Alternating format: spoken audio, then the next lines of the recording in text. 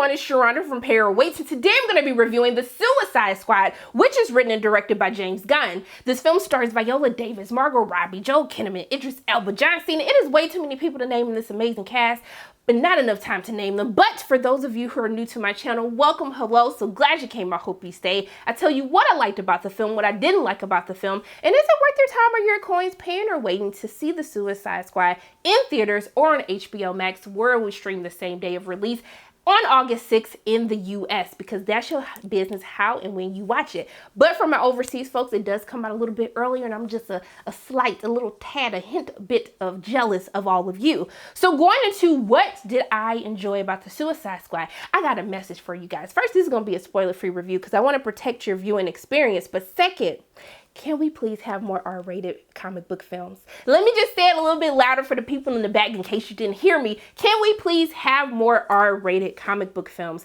I love that this film received an R rating. I was excited to hear when they announced the rating for this film. I just think that it elevates comic book films. And especially when you have a film that centers around this group of supervillains, the blood, the gore, the action that you get to see in this film, it just takes it up a million more notches when you get to see crazy ways that how villains can die, how people can die, the blood and gore involved in all of that. I really love seeing that in this film. It's one of the best things that I enjoy. You have a film called The Suicide Squad. You don't know who's gonna die, how in the hell they're gonna die, but I know I'm gonna have a good time looking at it because you're giving me the blood, the gore, just the craziness behind just all these fun and entertaining ways on how people can die. Many will say, Sharona, I am very scared of you right now, but you know what I mean. It came from a good place.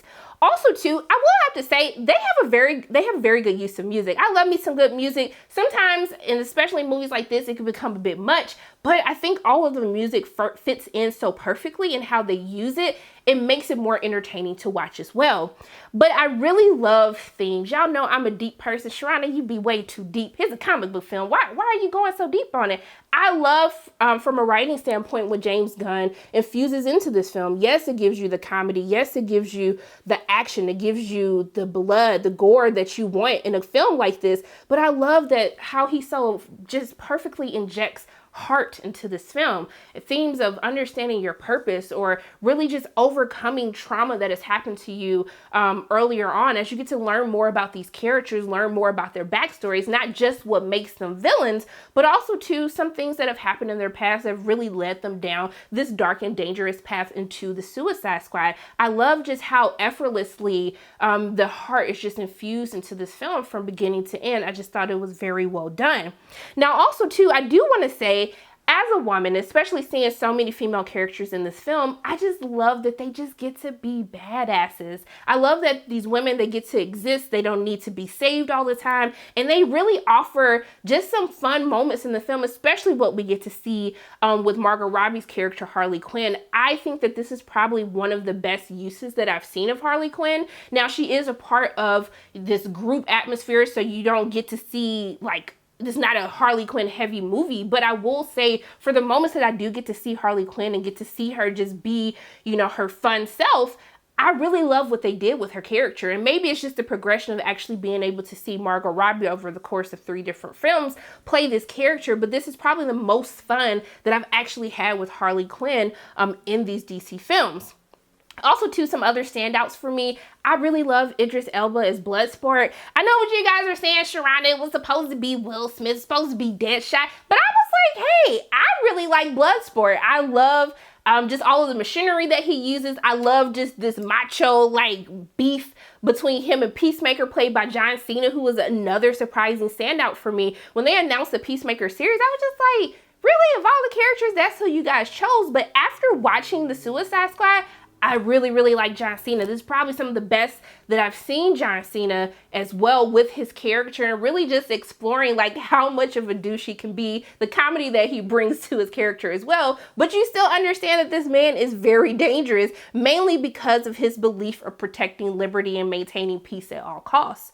I do like what they did with Rick Flagg, Joel Kinnaman's character, Rick Flagg, much improved from the previous Suicide Squad film that we saw him in. He has more purpose. He actually gets his chance to shine. And honestly, everyone gets their moment. There is a lot of people in this cast, and really that's just more kudos to James Gunn, who can take these obscure comic book characters that most people wouldn't have heard of, probably haven't read, and make everyone interesting. Like, it made me look at someone like Polka Dot Man, David Desmacha. He does a really great job at Polka Dot Man. I was like, look at this. I didn't know that Polka Dot Man was going to be this fun to watch. But also, too, with characters like Ratcatcher 2, played by Daniela McCord. I loved her.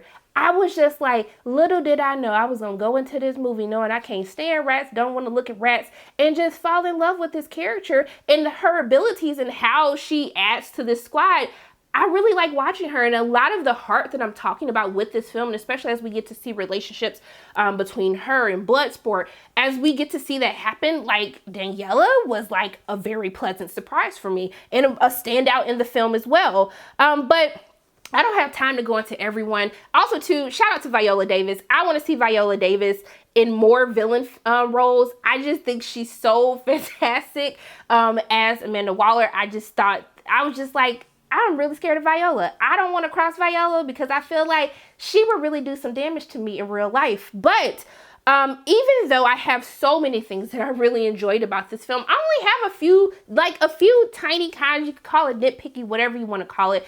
As I said, this film starts off like they do not waste time. We are not going to go into this long backstory of how we assembled the group together. They really dive right into the action of getting these characters all together into their mission.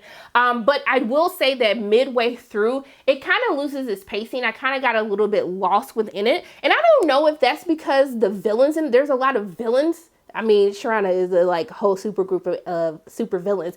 I know, but just hear me out. I think because it's hard to really tell like who the actual big bad villain. I think they make that very, very apparent as we get into the third act of the film. But I think because we're just going to so many different characters, I was just like, it's a little slow for me right now, and I need y'all to pick it back up because you started off with a bang and then it had to slow down a little bit to then come back to the pace that it started off with. But outside of that, I really had a great time with the Suicide Squad. I thought that this is a really great breath of fresh air, especially in the slump that we've seen with movies coming out. This truly made me feel like this is a summer blockbuster. Like, this is why I love to go to the movies. I love watching comic book films. I think everyone, if you're not very knowledgeable about these characters, I think there's enough backstory given to allow everyone to shine in this film. You're going to love the blood and gore. You're going to love the action, and you're going to get a little bit of therapy as well in the film. And we all need a little bit of therapy, you guys. So what I would tell you guys to do with you and your coins for the Suicide Squad, I would definitely tell you to pay to see this in theaters. The film was made for IMAX, so if you're gonna do a theater experience, I would say the only option would be to purchase an IMAX ticket. But also, too, for those of you who don't feel comfortable going to the movies yet, that's your business. I'm here for you. I would say still watch this when it hits the HBO Max streaming platform. I think a lot of people are just going to have so much fun with this, with the crazy humor, with the crazy stunts that happen, the action set pieces that happen in this.